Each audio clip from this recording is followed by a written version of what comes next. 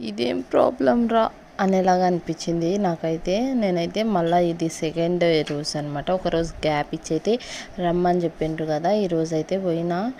ఈయనే నాకు పండబెట్టి ఒక ఆపరేషన్ మాత్రమే చేసిండ్రు. ఇతనే అనమాట డాక్టరు.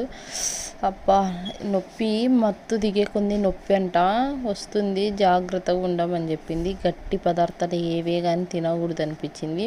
ఇంకో నాకు 4 పనులు కదా పుచ్చిపోయింది, అది కూడా చేపించుకో తొందరగా వచ్చి అని అన్నది.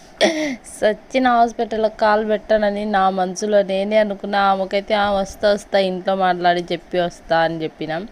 ఇంకా ఒక మాస్క్ అయితే కొనుక్కొని వేసుకొని ఒక లస్సీ తాగిన. ఫస్ట్ కొంచెం గ్యాప్ ఇచ్చి ఒక లస్సీ అయితే తాగి ఒక 4 ఐస్ క్రీమ్లు అయితే తీసుకొని వచ్చిన పిల్లలకైతే.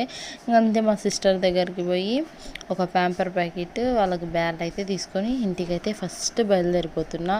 అంత సుస్తు అవుతుంది నాకైతే, ఇంకా మత్తు దిగలేదనమాట.